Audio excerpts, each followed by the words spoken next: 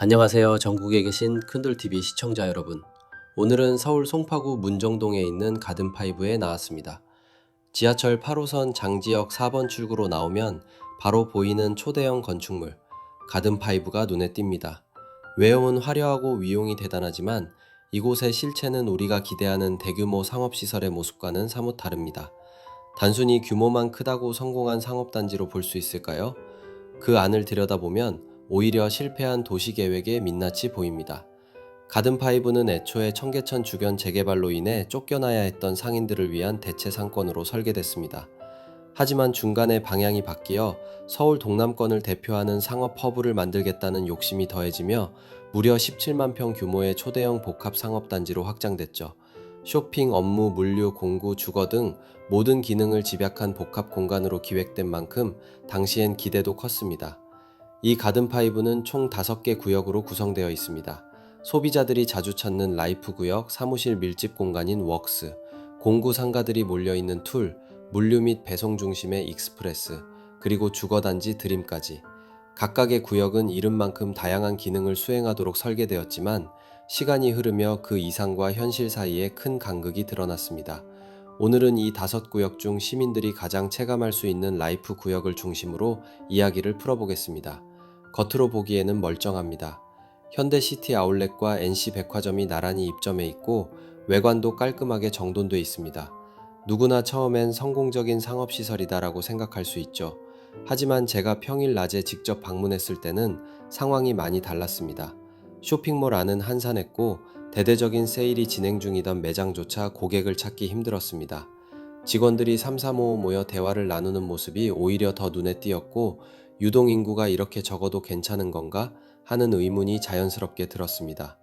물론 대형 유통업체는 장기 임대를 통해 수익을 안정적으로 확보할 수 있는 구조이기 때문에 당장 큰 문제는 없어 보입니다. 하지만 문제는 그 위층, 사무실 공간입니다. 6층에서 8층 사이 사무실은 많은 부분이 공실 상태이고 일부는 사람의 발길이 수년째 끊긴 듯한 분위기를 풍깁니다. 전용 7평 기준으로 보증금은 500만원, 월세는 40만원, 매매가는 1억 초반까지 떨어졌음에도 불구하고 임차 문의는 드뭅니다. 위치도 나쁘지 않고 교통편도 괜찮은데 왜 이렇게 수요가 없는 걸까요? 이런 물음에 대해선 입지와 계획의 문제, 그리고 상권의 생명력 부재가 복합적으로 작용했다고 볼 수 있습니다. 에스컬레이터 바로 옆 같은 알짜 공간조차 비어있고 우편물이 수북이 쌓인 채 방치된 사무실도 쉽게 발견됩니다. 어떤 사무실은 1년 넘게 공실로 남아있다는 사실은 이곳이 단순한 일시적 침체를 넘어 구조적 한계를 가진 공간임을 보여주는 단적인 예입니다. 현재 라이프동의 분양률은 64% 수준, 분양 시작이 된 지 무려 14년이 지났지만 여전히 끝나지 않은 상태입니다. 이 모든 배경에는 서울주택도시공사, 즉 SH공사의 과도한 기대와 무리한 집행이 존재합니다. SH는 이 가든파이브 프로젝트에 2조 원이 넘는 세금을 투입했습니다. 당시엔 잠재력을 높이 평가했겠지만 실제로는 글로벌 금융위기와 위례 신도시 및 헬리오시티 개발 지연 등 각종 외부 변수에 직격탄을 맞으며 입주율은 바닥을 기었습니다. 유령상가, 실패한 상업단지라는 오명은 괜히 생긴 것이 아닙니다. 이후 SH는 공실을 줄이기 위해 각종 대책을 쏟아냈습니다. 보증금이나 인테리어비 지원, 임대료 일부 감면 등 다양한 시도에도 불구하고 공실률은 쉽게 낮아지지 않았습니다.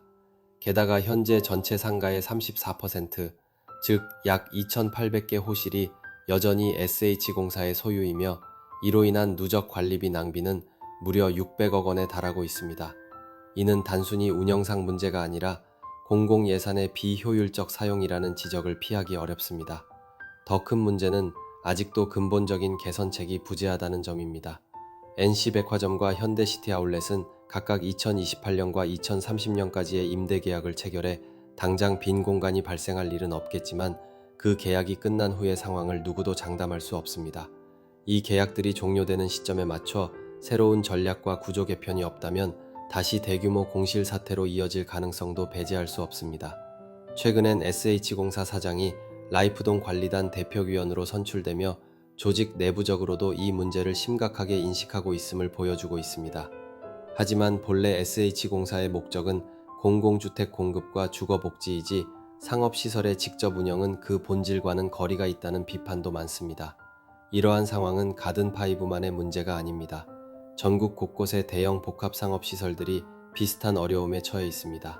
온라인 쇼핑의 성장, 지역 상권의 붕괴, 소비 패턴의 변화 등 복합적인 요인이 작용하면서 대규모 오프라인 상가는 점점 설 자리를 잃고 있습니다.